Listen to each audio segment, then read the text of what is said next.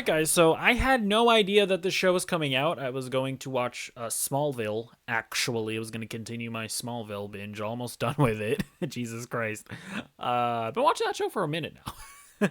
But yeah, I saw that this was up. I was assaulted by this new show, but I thought, well, I guess I'll check it out. And had a really good time with it, actually. So this is Tales of the Underworld.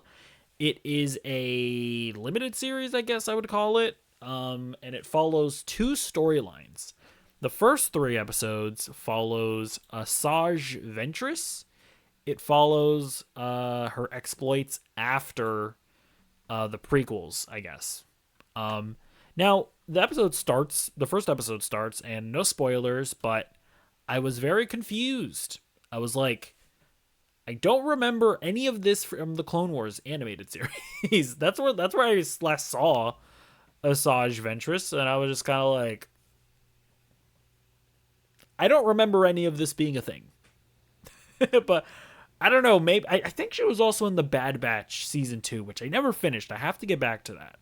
So maybe this is picking up after that. Maybe I don't know. I genuinely have no idea. But I was intrigued by it. I will say, like the setup of the story is pretty cool. And basically where the story gets to, the basic thrust of the story is Asajj Ventress is kind of like how Obi-Wan is at the beginning of the Obi-Wan show, where she's out in hiding, she's trying to live a more peaceful life, a more low-key life, and then she meets this kid. And she, due to reasons and stuff and things, she starts taking care of this kid. Kind of a Last of Us type story, where you have a jaded person with a dark past who finds some new purpose in life because she becomes a not a father figure in this case, I guess a mommy figure for this child, and I thought it was pretty good. Now I will say the ending, it kind of left me going like, is that it? Am I am I like are we gonna get more of this at some point? Like, I guess it has a good conclusion. Like, I guess it has like an end to the story technically, at least thematically it does. But as far as like, are we not gonna get to the end of what we were trying to do this whole time? Again, I don't want to spoil anything, but yeah, my main criticism of the Asajj Ventress storyline is that it just doesn't. It ends not in an entirely satisfying way.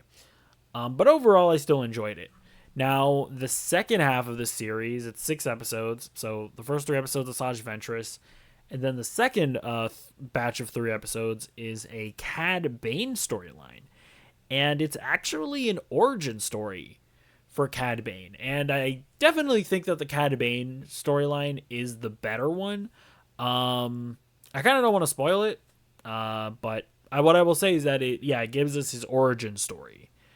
And I definitely like this one the most just because it's I liked how it did like interesting like world building, right? Where it really showed us, I guess, like the haves and have-nots situation in the Star Wars universe. I thought everything it did with that was very interesting. It actually like explained to us Cad Bane's motivations, and like it kind of gave us context as to, by the time we see him in the Clone Wars, why he is the way he is, why he's as cold and callous as he is. So, yeah, I thought it was actually a really solid storyline for Cad Bane. And overall, a show that I enjoyed. And I gotta say, I am at an interesting place with Star Wars right now because I came to a realization before I started recording this video that I have liked the last 4 projects that Lucasfilm have put out. I really liked Star Wars Outlaws. I think that was a really fun game. If you don't like it, you're wrong. And then like, I liked Skeleton Crew. I didn't think it was an amazing show or anything, but it was a pretty solid show. I am currently enjoying Andor season 2. Maybe they totally flub it in the next 2 weeks, but I don't imagine they will. And now I enjoyed Star Wars Underworld. So it's one of those things where I'm like, I don't. I think I have to be positive about Star Wars again.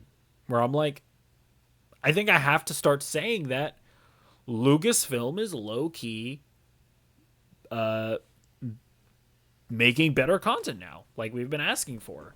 Now they could very well ruin it again, right? Like they could, Mandalorian and Grogu can come out and feel like a TV movie or like an episode of a TV show. That's obviously a fear that I have for that movie. Ahsoka season 2 can be as bad as Ahsoka season 1, but as of right now,